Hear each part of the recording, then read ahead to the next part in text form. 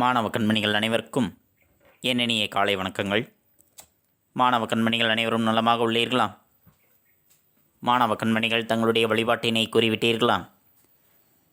நன்றி. நான் ஒரு நல்ல ஆசிரியர். நான் உங்களுக்கு தாயாகவும் தந்தையாகவும் இருந்து முறையான கல்வியை அன்புடன் போதிப்பேன். நான் ஒரு நல்ல ஆசிரியர். நான் உங்களுக்கு தாயாகவும் தந்தையாகவும் இருந்து முறையான கல்வியை அன்புடன் போதிப்பேன். நான் ஒரு நல்ல ஆசிரியர். நான் உங்களுக்கு தாயாகவும் தந்தையாகவும் இருந்து முறையான கல்வியை அன்புடன் போதிப்பேன். அனைவருக்கும் என் இனிய காலை வணக்கங்கள். மாணவ கண்மணிகளே, நாம் நேற்று பார்த்த பாடப்பகுதியானது விண்ணை தாண்டிய தன்னம்பிக்கை என்பதில் முதல் பகுதியை பற்றி நாம் கண்டறிந்தோம். அறிவியலினுடைய வளர்ச்சியானது மனிதனினுடைய அறிவை விரிவாக்குகின்றது, அவனுக்கு ஏற்படுகின்ற ஐயங்களை போக்குகின்றது, பழைய தவறான புரிதல்களை நீக்குகின்றது, மனிதனினுடைய மன எண்ணங்களை மாற்றுகின்றது. அறிவியலால் ஒரு காலத்தில் நிறுவப்பட்டிருந்த கருத்தானது பின்னால் மறுக்கப்படுவதும் நடக்கின்றது. அவ்வாறு தன்னால் எந்த ஒரு இயக்கமும் மேற்கொள்ள இயலாத நிலையிலும் அறிவியலினுடைய இயங்கும் தன்மையை அறிந்து புது உண்மைகளை இவ்வுலகிற்கு எடுத்து சொன்ன ஒருவரை இந்த உலகமானது போற்றுகின்றதென்றால் அதில் வியப்பென்பதில்லை. பெரியார் அறிவியல் தொழில்நுட்பக் கழகம் 1988ஆம் ஆண்டு நிறுவப்பட்டது. அங்கே 10 காட்சி கூடங்களானது அமைக்கப்பட்டிருக்கின்றன. அதில் கோளரங்கம், அங்கு அமைக்கப்பட்டிருக்கக்கூடிய கோளரங்கமானது தனித்துவம் வாய்ந்ததாக இருக்கின்றது. இந்தியாவிலேயே முதலாக 360 பாகை அரைவட்ட வானத்திரை அங்குதான் அமைக்கப்பட்டிருக்கின்றது. இது 2009ஆம் ஆண்டு அங்கே அமைக்கப்பட்டது.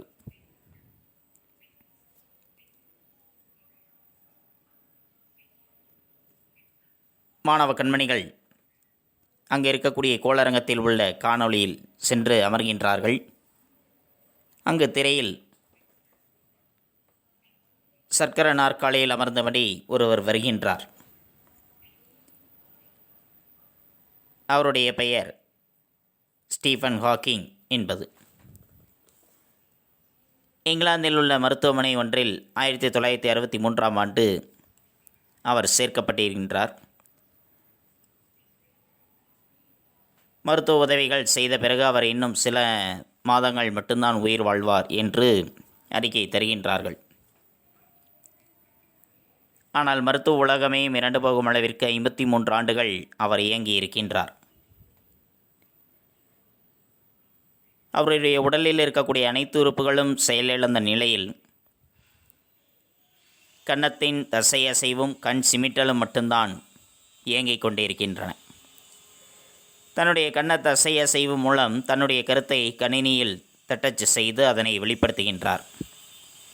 அவருடைய ஆய்வுகளுக்கு துணையாக நிற்பது செயற்கை நுண்ணறிவு கணினி என்பது. இதனை பற்றி நாம் நேற்றைய பாடப்பகுதியில் கண்டறிந்தோம். இன்று நாம் காணக்கூடியது அதனுடைய தொடர்ச்சியாக. அவர் எதனை பற்றி ஆய்வினை மேற்கொண்டார்? கருந்துளை என்பது என்ன? அவருக்கும் ஆல்பர்ட் ஐன்ஸ்டைன், நியூட்டன் இவர்கள் மூவருக்கும் உள்ள தொடர்பு என்பது என்ன? ஸ்டீஃபன் ஹாக்கிங் பெற்ற விருதுகள், அவர் செய்த சாதனைகள், இதனை பற்றித்தான் இன்றைய பாடப்பகுதியை நாம் காண இருக்கின்றோம். பாடப்பகுதிக்குள் செல்லலாமா மாணவர்களே? நன்றி. கருந்துளை. கருந்துளை என்பது நம்முடைய பால் வீதியில், நம்முடைய அண்டவெளியில் கோடிக்கணக்கான விண்மீன்களானது ஒளிர்கின்றது. பல கோடிக்கணக்கான விண்மீன்கள் நம்முடைய விண்வெளியில் இருக்கின்றன. இரவு நேரங்களில் நாம் வானில் பார்க்கும் பொழுது வானில் தெரிகின்ற விண்மீன்களை நம்மால் எண்ண முடியாது. அந்த அளவிற்கு ஏராளமான விண்மீன்களானது நம்முடைய அண்டவெளியில் இருக்கின்றன. அந்த விண்மீன்களில் ஒன்றுதான் நம்முடைய ஞாயிறு, சூரியன். ஒரு விண்மீனினுடைய ஆயுள் முடியக்கூடிய சமயத்தில் அதனுள் நோக்கிய ஒரு ஈர்ப்பு விசையானது கூடுகின்றது. ஒரு விண்மீனினுடைய ஆயுள் கால முடிவில் அதன் உள்நோக்கிய ஈர்ப்பு விசையானது தொடங்குகின்றது. அதனால் விண்மீனானது சுருங்கத் தொடங்குகின்றது. விண்மீன் சுருங்க சுருங்க அதன் ஈர்ப்பாற்றல் உயர்ந்து கொண்டே சென்று அளவற்றதாக மாறிவிடும். விண்மீனானது தன்னுடைய தன்மையிலிருந்து சுருங்கச் சுருங்க அதன் ஈர்ப்பாற்றலானது ஈர்க்கக்கூடிய மற்ற பொருள்களை ஈர்க்கக்கூடிய ஆற்றல் என்பது உயர்ந்து கொண்டே சென்று அளவற்றதாக மாறுகின்றது. சில நேரங்களில் உண்மை புனைவை விடவும் வியப்பூட்டுவதாக அமைந்து விடுகின்றது. சில சமயங்களில் உண்மையானது பொய்யை காட்டிலும் ஆச்சரியமூட்டுவதாக அமைகின்றது. அப்படியே ஒரு உண்மைதான் கருந்துளைகள் பற்றிய செய்தியானது. புனைவு இலக்கியம் படைப்பவர்களது கற்பனைகளையெல்லாம் மிஞ்சுவதாக கருந்துளைகள் பற்றிய உண்மைகள் இருக்கின்றன. கற்பனையான இலக்கியம், பொய்யான இலக்கியம், ஒரு கற்பனை கதையை வைத்து அவர்கள் இலக்கியம் படைக்கின்றார்கள் என்றால் அவர்களினுடைய கற்பனையை காட்டிலும் அதை எல்லாமே மிஞ்சுவதாக இருக்கின்றது கருந்துளைகள் பற்றிய உண்மை செய்திகள் என்பது. அதனை அறிவியல் உலகம் மிக மெதுவாகவே புரிந்து கொள்ள முயற்சி செய்கின்றது என்று ஸ்டீஃபன் ஹாக்கிங் சொல்கின்றார். சில நேரங்களில் உண்மையானது புனைவை காட்டிலும் கற்பனை கதையை காட்டிலும் நமக்கு ஆச்சரியமூட்டுவதாக இருக்கும். அப்படி ஒரு உண்மைதான் கருந்துளைகள் பற்றிய செய்தியானது. இது கற்பனையான இலக்கியம் படைப்பவர்களினுடைய கற்பனை திறன்களை எல்லாமே மிஞ்சுவதாக இருக்கின்றது அந்த கருந்துளைகள் பற்றிய உண்மைகள். அதனை அறிவியல் உலகமும் மிக மெதுவாகவே புரிந்து கொண்டு வருகின்றது. அமெரிக்க அறிவியலாளர் ஜான் வீலர், படத்தில் நீங்கள் காண்பவர்தான் ஜான் வீலர். அவர்தான் கருந்துளை என்ற சொல்லையும் அதனுடைய கோட்பாட்டையும் முதலில் குறிப்பிட்டவர். கருந்துளை என்ற சொல்லை முதலில் குறிப்பிட்டவர் யார்? John wheeler. சுருங்கிய விண்மீனினுடைய ஈர்ப்பெல்லைக்குள் செல்கின்ற எதுவும், ஏன் ஒளியும் கூட தப்ப முடியாது, உள்ளே ஈர்க்கப்படும். சுருங்கிய விண்மீனானது தன்னுடைய ஆயுள் முடியக்கூடிய சமயத்தில் சுருங்க ஆரம்பிக்கும். அவ்வாறு அவை சுருங்கிக் கொண்டே போக அதனுடைய ஈர்ப்பாற்றலானது அதிகரித்து கொண்டே போகும் என்று பார்த்தோம்.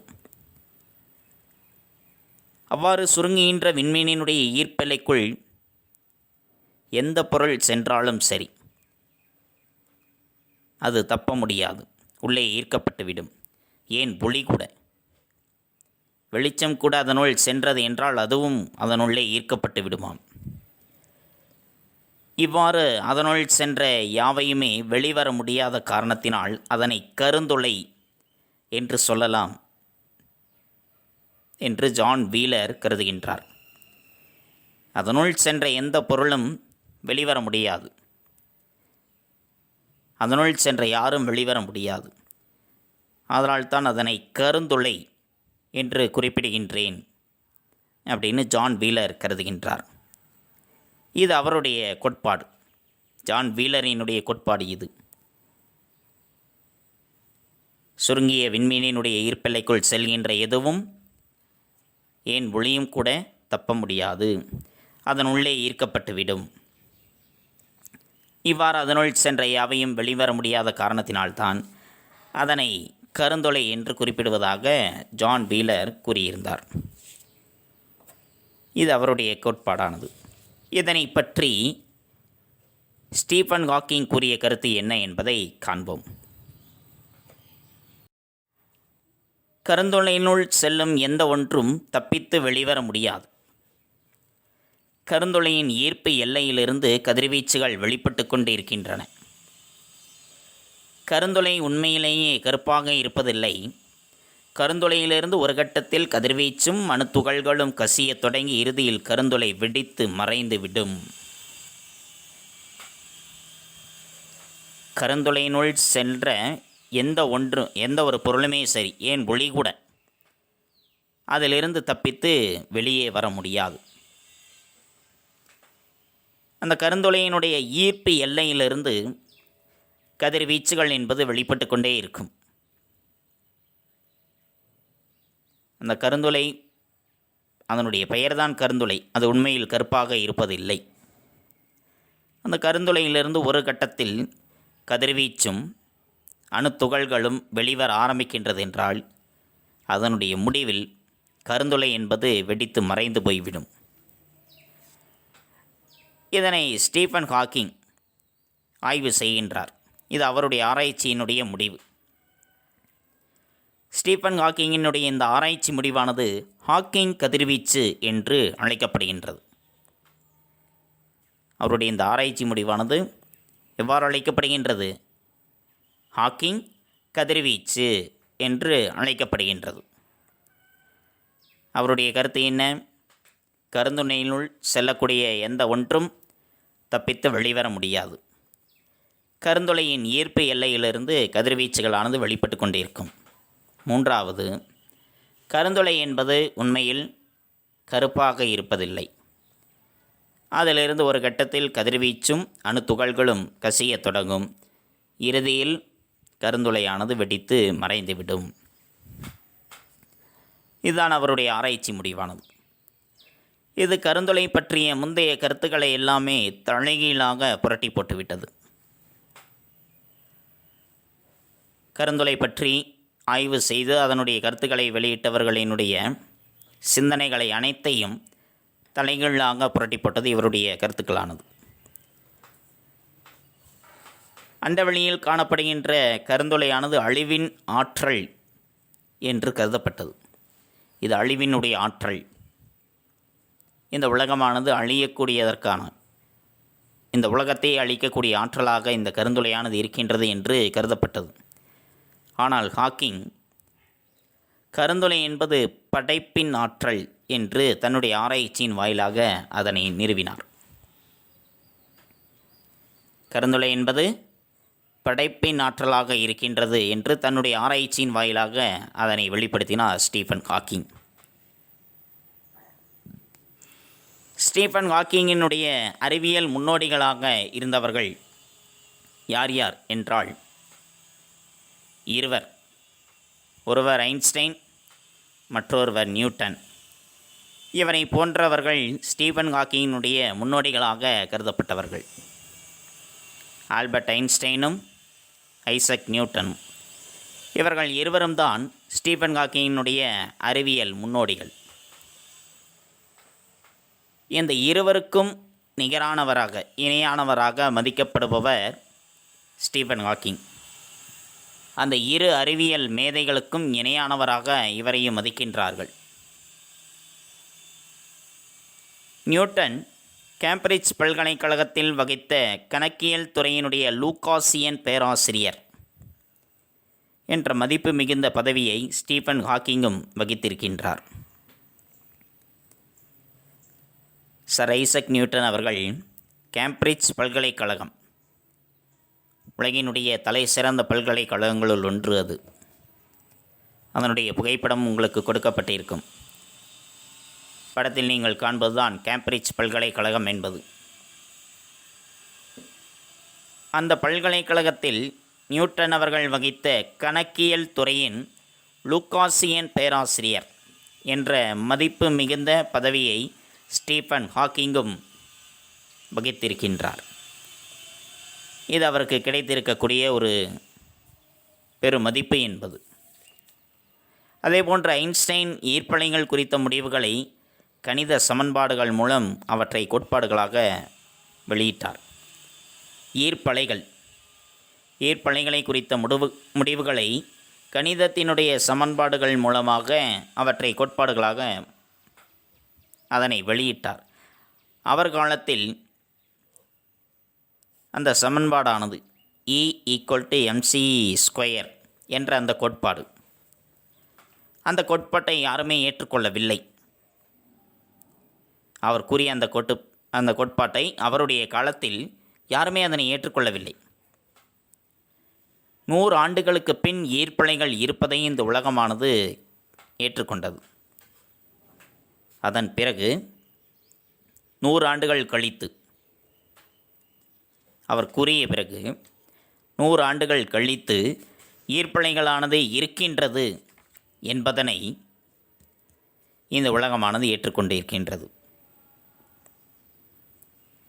கருந்துளை குறித்த தன்னுடைய ஆய்வை ஐன்ஸ்டைன் போல கோட்பாடுகளாக வெளியிடாமல் விண்மீன் இயக்ககத்தோடு ஒப்பிட்டு ஸ்டீஃபன் ஹாக்கிங் விளக்கியதனால் உலகம் கருந்துளை கோட்பாட்டை மிக எளிதாக புரிந்து கொண்டது. ஐன்ஸ்டைன் கணித சமன்பாடுகளாக அவற்றினை வெளியிட்டார் தன்னுடைய கோட்பாட்டை. ஆனால் ஸ்டீஃபன் ஹாக்கிங் அதனை போன்று வெளியிடாமல் விண்மீன் இயக்ககத்தோடு, விண்மீனானது எப்படி இயங்குகின்றது என்று அதனுடைய இயக்ககத்தோடு ஒப்பிட்டு அவர் அதனை விளக்கியதனால் கருந்துளையினுடைய கோட்பாட்டை இந்த உலகமானது மிக எளிதாக புரிந்து கொண்டது. புரிந்ததா மாணவர்களே? ஐன்ஸ்டைன், நியூட்டன் இவர்கள் இருவருக்கும் நிகரானவராக மதிக்கப்பட்டவர் ஸ்டீஃபன் ஹாக்கிங். நியூட்டன் வகித்த லூகாசியன் பேராசிரியர் என்ற மதிப்பு மிகுந்த பதவியை ஸ்டீஃபன் ஹாக்கிங் வகித்திருக்கின்றார். அதேபோன்று ஐன்ஸ்டைன் கணித சமன்பாடுகள் மூலமாக தன்னுடைய கோட்பாட்டை விளக்கினார். ஆனால் ஸ்டீஃபன் ஹாக்கிங் அதனை கோட்பாடாக வெளியிடாமல் விண்மீன் இயக்ககத்தோடு ஒப்பிட்டு தன்னுடைய கருந்துளை கோட்பாட்டை விளக்கினார். அதனால் இவ்வுலகமானது அதனை மிக எளிதாக புரிந்து கொண்டது. புரிந்ததா மாணவர்களே? நன்றி. இவ்வுலகமானது அவருடைய கோட்பாட்டை புரிந்து கொண்டது என்று சொல்கின்றீர்கள். அதனை பொதுமக்கள் அனைவரும் அதை விளங்கி கொண்டார்களா? அது அவர்களுக்கு புரிந்ததா என்று ஒரு மாணவர் கேட்கின்றார். பெரும்பாலும் அறிவியல் உண்மைகளை அறிவியல் அறிஞர்கள் தான் புரிந்து கொள்வார்கள். பெரும்பாலான அறிவியல் கோட்பாடுகள் வெளியிடுகின்றார்கள் என்றால் அது யாருக்கு மட்டும்தான் தெரியும்? அறிவியல் அறிஞர்களுக்கு மட்டும்தான் தெரியும்.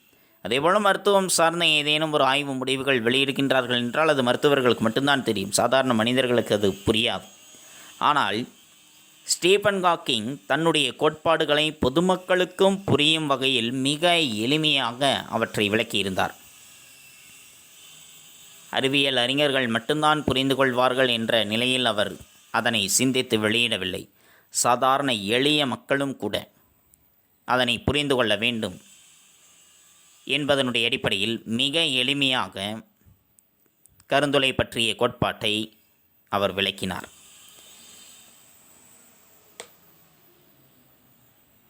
ஒரு சில நாயகர்கள் விருதுகளையே பெருமைப்படுத்துவார்கள். ஒரு சிலருக்கு விருதுகளால் பெருமை கிடைக்கும். ஆனால் 100 ஒருவர் 2 மட்டும்தான் அவர்களால் அவர்கள் பெறக்கூடிய விருதானது பெருமை பெறும்.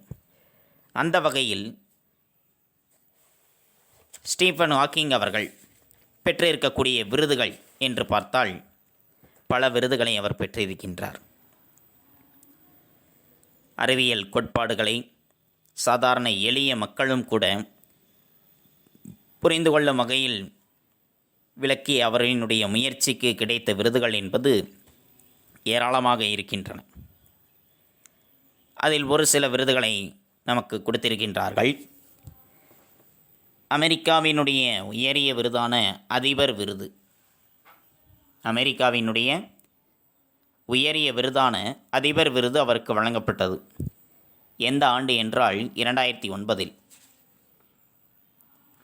2009 அமெரிக்காவினுடைய உயரிய விருதான அதிபர் விருது அவருக்கு வழங்கப்பட்டது. அடுத்து ஆல்பர்ட் ஐன்ஸ்டைன் விருது. இந்த விருதானது 1978 ஆண்டு 1978 ஆண்டு ஆல்பர்ட் ஐன்ஸ்டைன் என்ற விருதானது அவருக்கு வழங்கப்பட்டது. உல்ஃப் விருது. உல்ஃப் விருது என்பது 1988 அவருக்கு வழங்கப்பட்டது. உல்ஃப் விருதானது 1988 அவருக்கு வழங்கப்பட்டது. காப்லி பதக்கம் 2007 வழங்கப்பட்டது.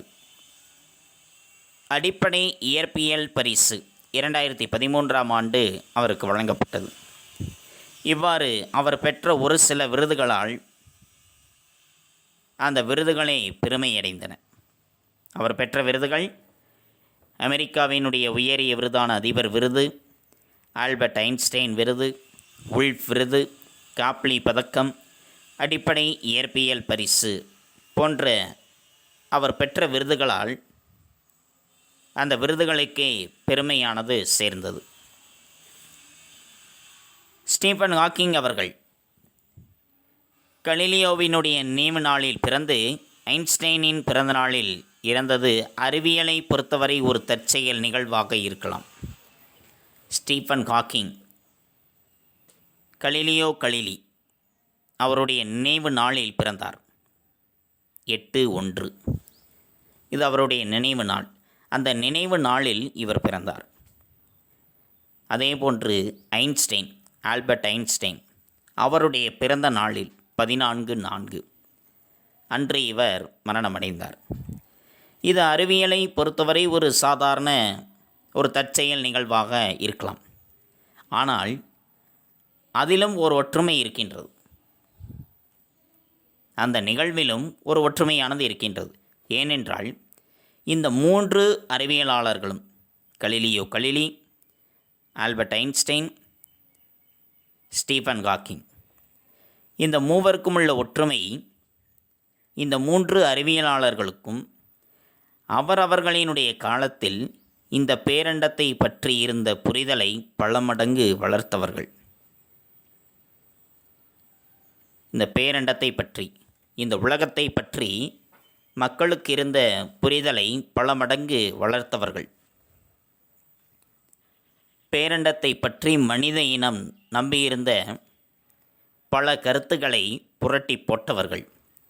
அது தவறு, இதுதான் சரி என்பதை நிரூபித்தவர்கள் இவர்கள். ஹாக்கிங்குடைய துணிச்சல், அவருடைய உறுதி, அவருடைய அறிவாற்றல், அவருடைய நகைச்சுவை உணர்வு முதலானவை உலக மக்களால் என்றுமே நினைவு கூறப்படும். அவருடைய துணிச்சல், துணிந்து செய்வது, அவருடைய மன உறுதி, தன்னால் முடியும், உடல் உறுப்புகள் இயங்கவில்லை, கண் சிமிட்டுவது மட்டும்தான், கன்னத்தினுடைய தசைகள் அசைவது மட்டும்தான் என்று அதனோடு இருந்தாலும் சரி, தன்னாலும் முடியும் என்று உறுதியோடு இருந்தவர். அடுத்து அறிவாற்றல், நகைச்சுவை உணர்வு, இவை அனைத்துமே உலக மக்களால் என்றென்றுமே நினைவு கூறப்படுவதாக இருக்கும். புரிந்ததா மாணவ கண்மணிகளே? நன்றி. ஸ்டீஃபன் ஹாக்கிங் அவரினுடைய வாழ்க்கை பயணத்தில் மகிழ்ச்சியான தருணங்கள், அவர் மிகவும் மகிழ்ச்சியாக இருந்த தருணங்கள் என்றே எவையேனும் இருக்கின்றதா? அப்படி இருந்தால் அவை என்ன என்பதை கூறுங்கள் என்று ஒரு மாணவர் கேட்கின்றார். 2012ஆம் ஆண்டு நடைபெற்ற பாரா ஒலிம்பிக் விளையாட்டுப் போட்டிகளினுடைய தொடக்க விழா நாயகர் என்ற சிறப்பை அவர் பெற்றார். எந்த ஆண்டு? 2012ஆம் ஆண்டு நடைபெற்ற பாரா ஒலிம்பிக் போட்டி, மாற்றுத்திறனாளர்களுக்காக நடத்தப்படுகின்ற அந்த ஒலிம்பிக் விளையாட்டுப் போட்டியினுடைய தொடக்க விழா நாயகர் என்ற சிறப்பை இவர் பெற்றார். அந்த விழாவினை இவர்தான் தொடங்கி வைத்தார். அதேபோன்று அடுத்த தலைமுறை, பெருவெடிப்பு கோட்பாடு உள்ளிட்ட தொலைக்காட்சி தொடர்களில் அவர் பங்கேற்றிருக்கின்றார். அடுத்த தலைமுறை, பெருவெடிப்பு கோட்பாடு, இதனை பற்றிய விவாதங்களானது நடைபெறும் பொழுது அதனுடைய தொலைக்காட்சி தொடர்களிலும் பங்கேற்று உரையாற்றியிருக்கின்றார். சூடான காற்று நிரம்பிய பலூனில் வானில் பறந்தபடி தன்னுடைய 60வது பிறந்தநாளை கொண்டாடியிருக்கின்றார். சூடான காற்று நிரம்பிய பலூனில் வானில் பறந்தபடியே தன்னுடைய 60வது பிறந்தநாளை இவர் கொண்டாடியிருக்கின்றார். போயிங் 727 என்ற விமானத்தில் பூச்சிய ஈர்ப்பு விசை பயணத்தை மேற்கொண்டு எடையற்ற தன்மையை உணர்ந்திருக்கின்றார். போயிங் 727 என்ற விமானத்தில் பூஜ்ஜிய ஈர்ப்பு விசை பயணத்தை மேற்கொண்டு எடையற்ற தன்மை என்பதையும் அவர் உணர்ந்திருக்கின்றார். இவை நான்குமே அவருடைய வாழ்க்கையில் நடைபெற்ற மகிழ்ச்சியான தருணங்கள். ஒன்று, பாரா ஒலிம்பிக் போட்டியினுடைய தொடக்க விழா நாயகர் என்பதும், அடுத்த தலைமுறை பெருவெடிப்பு கோட்பாடு உள்ளிட்ட தொலைக்காட்சி தொடர்களில் பங்கேற்பது, சூடான காற்று நிரம்பிய பலூனில் வானில் பறந்தபடியே தனது 60வது பிறந்தநாளை கொண்டாடியது, போயிங் 727 என்ற விமானத்தில் பூஜ்ஜிய ஈர்ப்பு விசை பயணத்தை மேற்கொண்டு எடையற்ற தன்மையை உணர்வது, இவை எல்லாமே அவருடைய வாழ்க்கையில் நடைபெற்ற மகிழ்ச்சியான தருணங்கள் என்பது. ஸ்டீஃபன் ஹாக்கிங் ஒரு வியக்கத்தக்க மனிதர் என்பதை அவருடைய வாழ்க்கை நிகழ்வுகளும் ஆராய்ச்சிகளுமே நமக்கு எடுத்துக்காட்டுவதாக அமைகின்றது. உடலில் ஏற்பட்ட உறுப்பு இழப்போ அல்லது ஊனமோ ஒருவருக்கு குறையாக இருக்காது. அவருடைய உடலில் இயற்கையாகவே ஊனம் ஏற்பட்டிருந்தாலும் சரி, அல்லது செயற்கையாக விபத்தினால் உடல் உறுப்புகள் இழந்திருந்தாலும் சரி, அது குறையாக இருக்காது. ஊக்கமும் உழைப்பும் சேர்ந்த ஆளுமை தன்மை இல்லாமல் இருப்பதுதான் மிகப்பெரிய குறை என்பதை, இந்த உண்மையை உலகிற்கு எடுத்துக்காட்டியவர் ஸ்டீஃபன் ஹாக்கிங். மனிதனுக்கு ஊக்கம் இருக்க வேண்டும், உழைப்பு இருக்க வேண்டும். தன்னால் முடியும் என்ற ஊக்கமும் அதற்குரிய உழைப்பும் சேர்ந்த ஆளுமைத்தன்மை எவரிடம் இல்லாமல் இருக்கின்றதோ அதுதான் ஒரு மிகப்பெரிய குறை என்பதை இந்த உலகிற்கே எடுத்துக்காட்டியவர்தான் ஸ்டீஃபன் ஹாக்கிங். அதை நாமும் உணர்ந்து கொள்ள வேண்டும் மாணவர்களே. நம்மால் முடியும் என்ற தன்னம்பிக்கை நமக்கு இருக்க வேண்டும். அதனோடு சேர்ந்த உழைப்பும் இருக்க வேண்டும். இந்த இரண்டும் இல்லை என்றால் அதுதான் நம்மிடம் இருக்கக்கூடிய மிகப்பெரிய குறை என்பது. அதை நாமும் உணர்ந்து கொள்ள வேண்டும். அறிவியல் உலகில் மட்டுமல்லாது சமூக உளவியல் அடிப்படையிலும் தன்னம்பிக்கையின் சிகரமாக விளங்கியவர் ஸ்டீஃபன் ஹாக்கிங். அறிவியல் பூர்வமாக மட்டுமல்லாது சமூக உளவியலினுடைய அடிப்படை, இந்த சமூகத்தினுடைய அடிப்படையிலும் தன்னம்பிக்கையினுடைய சிகரமாக விளங்கியவர் தான் ஸ்டீஃபன் ஹாக்கிங். இயங்கவே முடியாது என்ற நிலையிலும் கூட தன்னுடைய ஆற்றலினால் இந்த அறிவியல் உலகத்தையே புரட்டி போட்டவராக இருந்தவர். மருத்துவ உலகமே கைவிட்ட நிலையிலும் 53 ஆண்டுகள் உயிர் வாழ்ந்திருக்கின்றார் என்றால் அது மிகப்பெரிய சாதனை தான். அறிவு தேடலில் உடல் உள்ள தடைகளை தகர்த்த மாமேதை ஸ்டீஃபன் ஹாக்கிங். தன்னுடைய அறிவு தேடல், அதில் தன்னுடைய உடலில் ஏற்பட்ட தடைகள், உள்ளத்தில் ஏற்பட்ட தடைகள், இவை அனைத்தையும் தகர்த்தெறிந்தவர்தான் ஸ்டீஃபன் ஹாக்கிங் அவர்கள். அவருடைய ஒரு கோட்பாடு, தலைவிதிதான் வாழ்க்கையை தீர்மானிக்கிறது, தலைவிதிதான் வாழ்க்கையை தீர்மானிக்கிறது என நம்புபவர்களை பார்த்தால் எனக்கு சிரிப்பு தான் வருகிறது. தலைவிதிதான் என்னுடைய வாழ்க்கையை தீர்மானிக்கின்றது, ஏதேனும் துன்பம் ஏற்பட்டால் சரி தலைவிதிப்படி நடப்பது நடக்கட்டும் என்று சொல்பவர்களை பார்த்தால் எனக்கு சிரிப்பு தான் வரும். விதிதான் தீர்மானிக்கின்றது என்றால் சாலையை கடக்கும்போது ஏன் இருபுறமும் பார்த்து கடக்கிறீர்கள்? சரி, தலைவிதிப்படி தான் எல்லாம் நடக்கின்றது என்று நீங்கள் சொல்கின்றீர்கள். அவ்வாறு இருக்கும் பொழுது சாலையை கடக்கும் பொழுது ஏன் 2 புறங்களிலும் பார்த்து கடக்கின்றீர்கள்? தலைவிதிதானே என்று நீங்கள் பார்த்துக்கு செல்லலாம் அல்லவா?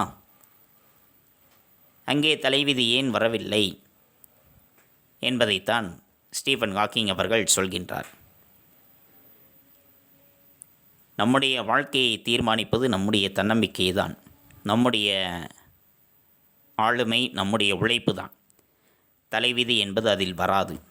விதியை கூட மதியால் வெல்லலாம் என்று சொல்கின்றார்கள். அப்படி தன்னுடைய விதியையும் தன்னுடைய மதியால் வென்றவர்தான் ஸ்டீஃபன் ஹாக்கிங். அவரை போன்று நாமும் நம்முடைய விதியை நம்முடைய மதியால் நிச்சயம் வெல்ல முடியும் மாணவர்களே. நாமும் முயற்சி செய்தால் முடியும். ஸ்டீஃபன் ஹாக்கிங் அவர்கள் எழுதிய நூல்களுள் காலத்தின் சுருக்கமான வரலாறு என்ற நூலானது 40 மொழிகளில் மொழிபெயர்க்கப்பட்டிருக்கின்றது. அவர் எழுதிய ஒரு நூல் 40 மொழிகளில் மொழிபெயர்க்கப்பட்டிருக்கின்றது. 1988ஆம் ஆண்டு வெளிவந்த இந்நூலானது பெருவெடிப்பு, கருந்துளை ஆகியவை பற்றிய அரிய உண்மைகளை பொதுமக்களிடையே பரப்பி 1 கோடி படிகளுக்கு மேல் விற்பனையானதாம். 1 கோடி புத்தகங்களுக்கு மேல் இவை விற்பனையாகியிருக்கின்றது. காலத்தின் சுருக்கமான வரலாறு என்ற நூலானது 1 கோடிக்கும் மேற்பட்ட நூல் விற்பனையாகியிருக்கின்றது. விற்பனை உலகில் ஒரு மகத்தான சாதனை தான் இது.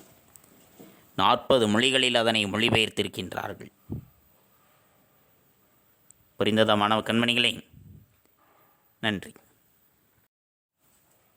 மாணவ கண்மணிகளே, இதுகாரும் நாம் கண்டறிந்தது கருந்துளை பற்றிய கோட்பாடுகள். கருந்துளை என்பது என்ன என்பதை பற்றி அறிந்தோம். ஒரு விண்மீன், அந்த விண்மீனினுடைய ஆயுளானது முடியக்கூடிய சமயத்தில் அவை சுருங்கத் தொடங்குகின்றது. அவ்வாறு விண்மீன் சுருங்க சுருங்க அதனுடைய ஈர்ப்பாற்றலானது உயர்ந்து கொண்டே சென்று அளவற்றதாக மாற்றமடைகின்றது.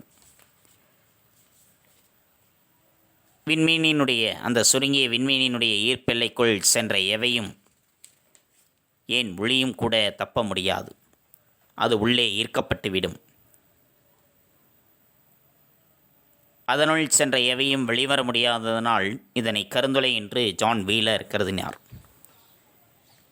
அதேபோன்று ஹாக்கிங்கினுடைய கதிர்வீச்சு, அவருடைய ஆராய்ச்சி முடிவுகள், கருந்துளையினுள் செல்லக்கூடிய எவையும் தப்பித்து வெளியே வர முடியாது. கருந்துளையின் ஈர்ப்பு எல்லையிலிருந்து கதிர்வீச்சுகள் வெளிப்பட்டு கொண்டிருக்கும். கருந்துளை என்பது உண்மையிலேயே கருப்பாக இருப்பதில்லை.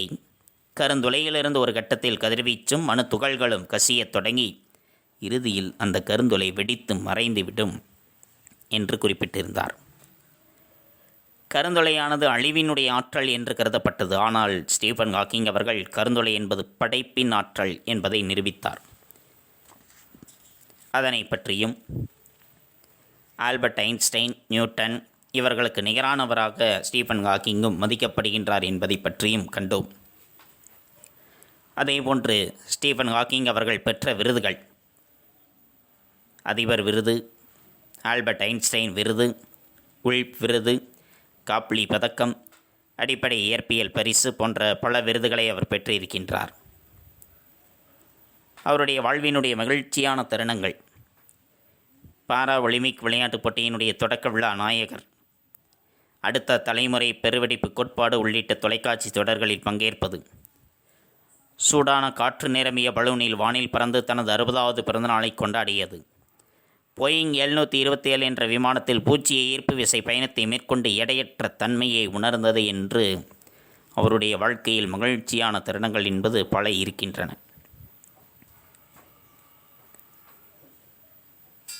உடலில் ஏற்பட்டு இருக்கக்கூடிய இழப்போ ஊனமோ ஒருவருக்கு குறையாக இருக்காது. ஊக்கமும் உழைப்பும் சேர்ந்த ஆளுமை தன்மை இல்லாமல் இருப்பதுதான் குறை என்பதை இந்த உலகிற்கு எடுத்துக்காட்டியவர்தான் ஸ்டீஃபன் ஹாக்கிங். தன்னுடைய அறிவுத்தேடலில் உடல் உள்ள தடைகளை தகர்த்த மாமேதை என்று போற்றப்படுகின்றார். அதனை பற்றி நாம் கண்டறிந்தோம். மாணவ கண்மணிகளுக்கு நன்கு புரிந்திருக்கும் என எண்ணுகின்றேன். அடுத்து நாம் காண்பது பாடப்புத்தகம் படித்தல். பாடப்புத்தகம் படித்தல் பக்கம் எண் 87 மற்றும் 88.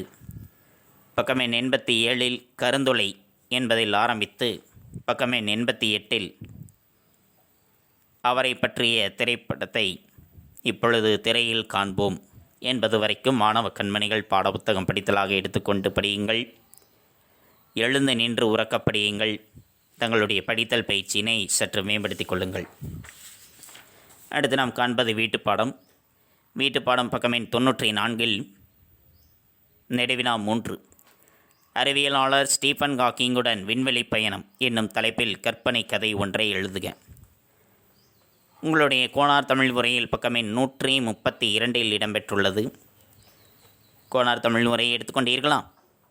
பக்கம் எண் 132 நாம் நேற்று பார்த்ததனுடைய தொடர்ச்சி. நேற்று நாம் பார்த்தது இது இயற்கைக்கு சவாலாம், இறைவனுக்கு சவாலாம் நினைத்து கொண்டே அவருடன் பேசுகிறோம். அது வரைக்கும் நாம் பார்த்தோம். அது வரைக்கும் வீட்டு பாடமாக நாம் கொடுத்திருந்தோம். இன்றைய வீட்டு பாடம் அதனுடைய தொடர்ச்சி. அவரின் பதில்கள் எங்களுக்கு எங்கள் கணினி வாயிலாய் தெரிகிறது. அவருடைய பேச்சு, எழுத்து, ஆய்வு பற்றியெல்லாம் கேட்கிறோம். கணினியையும் மனித மூளையும் உயிரையும் ஒப்பிட்டு அவர் கூறிய கருத்துக்களை நாங்கள் கூறும்போது உண்மை உண்மை என கூறி சிரித்தாரே. நாங்கள் அங்கு கடவுளை காண்கிறேன் என அவரை காட்ட, இல்லை இல்லை இது ஸ்டீஃபன் ஹாக்கிங் என கூறி உன் கண்ணை பரிசோதித்துக்கொள் என்றாரே. எல்லோரும் சிரித்து மகிழ்ந்தோம். அடுத்து, ஐயா, உங்களின் கருந்துளை பற்றிய கருத்துக்களை கூறுங்கள் என கேட்டேன். நீண்ட ஒரு விளக்கம் எங்கள் திரையை தொட்டது. நாங்கள் படிக்கும் முன் அவர் குரல் ஒலிக்கிறது. கருந்துளையில் செல்லும் எந்த ஒன்றும் தப்பி வெளிவர இயலாது, வர முடியாது. கருந்துளை ஈர்ப்பு எல்லையிலிருந்து கதிர்வீச்சு வெளிப்பட்டு கொண்டே இருக்கும். கருந்துளை கருப்பு நிறமும் உடையது அல்ல என பல கருத்துக்கள். விண்கலம் பறந்து கொண்டே இருக்கிறது. களத்தின் சன்னல் வழியே விண்ணில் தெரியும் நட்சத்திரங்கள். ஸ்டீஃபன் முகத்தில் பெருமகிழ்ச்சி. அவர் கூறினார், என் சிறுவயது கனவு புல்தரையில் படுத்துக்கொண்டு காண்பேன் என்றார். நட்சத்திர மண்டலம் பற்றியெல்லாம் பேசினார். அதுவரைக்கும் மாணவ கண்மணிகள் எழுதி கொள்ளுங்கள். அவரின் பதில்கள் எங்களுக்கு எங்கள் கணினி வாயிலாய் தெரிகிறது என்பதில் ஆரம்பித்து நட்சத்திர மண்டலம் பற்றியெல்லாம் பேசினார் என்பது வரைக்கும் எழுதி கொள்ளுங்கள். மீதமிருப்பதை படித்து கொள்ளுங்கள். தெளிவுரை எழுதுங்கள். தங்களுடைய கையெழுத்து பயிற்சியையும் சற்று மேம்படுத்திக் கொள்ளுங்கள். மீண்டும் அடுத்த பாட வேளையில் சந்திப்போம். நன்றி, வணக்கம்.